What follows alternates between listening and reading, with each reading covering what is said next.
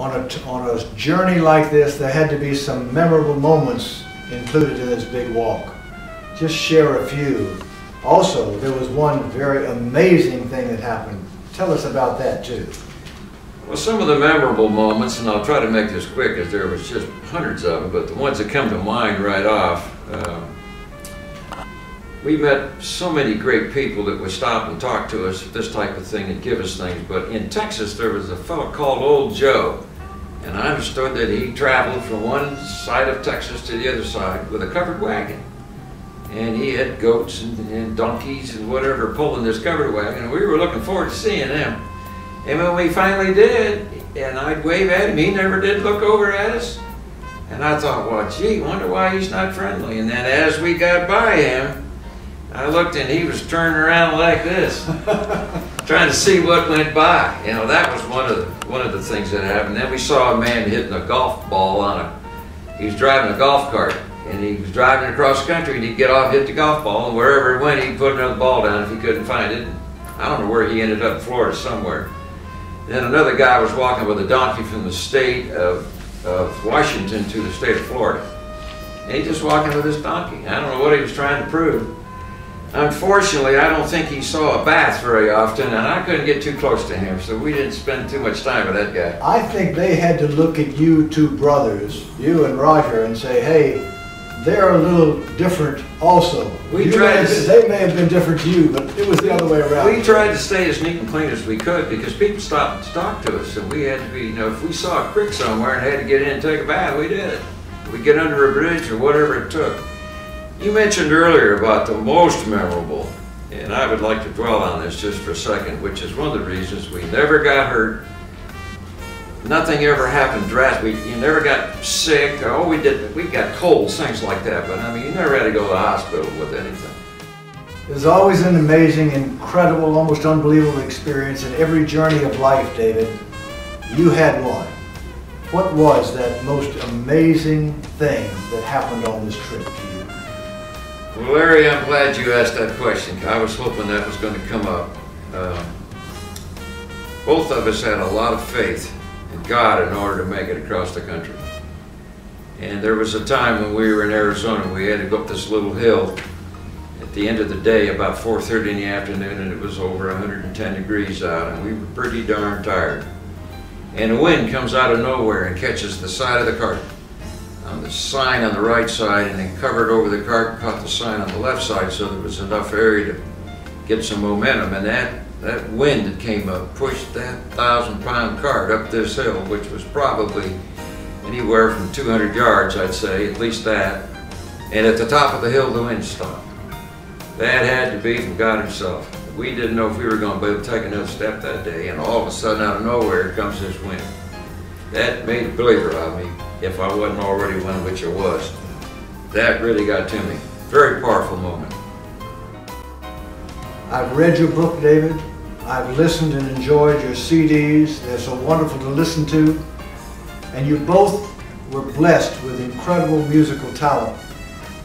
Now, as I understand it, you've had experiences, both of you had experiences, with a great many very well-known musicians and their groups. Tell us about just a few of those. Well, of course, I mentioned earlier that Roger is older than me by 6 years. And when I was in high school, he did some playing with Woody Herman. And that was an interesting, both being clarinet players. And he was featured one time with the Billy May Orchestra. The two of us at times worked when we were in Nashville with Boots Randolph, who became a very good friend of ours, and it was a lot of fun to work with Boots. And then there were, I personally got involved with a gentleman by the name of Danny Davis. His real name is George Nolan, but he went by the name of Danny Davis and the Nashville Brass. And Danny heard one of my CDs that I've recorded on the radio in Nashville, and he called me up and wanted to get a CD. And that turned into me performing with him. I traveled with him for a couple of years, and it was just a ball to work with Danny. Then in addition to that, I worked at Opryland theme park for 10 years. I was leader of the Dixieland band there. And unfortunately, through this time, my brother had contracted Alzheimer's. And he is now in a nursing home. He's still living. He's 76 years old. He's in a nursing home in Lebanon, Tennessee, and I see him about once every 2-3 weeks, and I go by and say hello. It's difficult to talk to him because he's gotten bad enough now. He recognizes me, but it's difficult for him to talk. He recognizes my wife, but he doesn't know her name anymore, but he did. In fact, we saw him 2 days ago, and he said my name, so that was kind of, and he seems to be happy, and he's not hurting, he's comfortable. But we had stopped working together. There was just no way when that set in. It was an unfortunate circumstance. David, there's one other thing that we haven't covered, and that's a story that I think is so interesting and it's fantastic to listen to, and that's the story of the toy flutes. Tell us about that. Oh boy, we had a lot of fun with those. That was in Deming, New Mexico, and we had stopped to play for the band boosters at the high school there. And the president of the band boosters happened to be a man by the name of Dick Hodson, who was president of the Auburn Rubber Company, who used to make tires in the 40s up north, Chicago, New York way. And they started a toy company. And he wanted us to come out and visit the company and go through and see all these toys. Well, they had these little toy flutes that were about 8-9 inches long. And we picked a couple of them up, and he had a staying with him at his home. So we started playing with these flutes, and within about 3-4 hours, we worked up 3 songs. Went back out to where he was, performed for the whole staff out there. They got so excited, they flew us back to Los Angeles, and we cut a record for them. Came back to Deming, and from that, the rest of the trip, we played the record that they made, and we entertained the kids in schools with these little toy flutes, along with our regular music. It was great. Well, it's now been 47 years since this big walk concluded. And just wonder how you reflect on that period of time now with what was going on back then in this country and in the world. Well, we were in the Vietnam War at the time. In fact, that lasted all the way through the walk. And times were so different then. Back then, you didn't have a McDonald's on every corner. Everything was mom and pop. Life was slower. Today, so much hustle bustle just to get from one street light to the next. And it puts pressure on you today that we didn't have then. And one reason that we didn't have the crime then that we have today. We had it, but not like today. And even though we carried weapons to protect ourselves, that was one thing we were blessed with. And I also reflect back, and I'd like to bring up one more time about the Lord, that I hope that He is proud of what we were able to do, that He helped us with our talent to make it across the country and not get hurt and killed or whatever could have happened to us. Well, I don't think there's any question about that. You were blessed, and you had someone looking down on you, guiding you along this way. Your faith journey is very special here. Today, what are you involved with? What are you involved in? Because you're still a magnificent musician even today.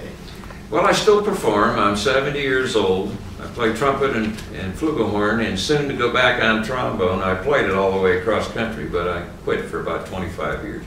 So I bought another horn, and I'm starting to get back on the trombone again because I'm going to be performing in various churches around the nation and talking about this story of faith and showing videos of us walking. I have actual newsreels that can see us pushing the cart, and of course this book that has been completed, as you see right in front of us here. This is the actual size of it. It's a 6x9 book. There's 459 pages in it, and there's 192 photos and a little CD in the back that I narrate that tells people how this happened, and it tells about the music that we did back in 1963 when we left Los Angeles until 1966 when we arrived in Nashville. David, how do you get a copy of this book and this CD? Well, right now there's 2 ways. You can get it on Amazon.com, or you can contact me personally through my website, which is www.davidbalph.com. It's very easy to remember my website. The book is up on the website.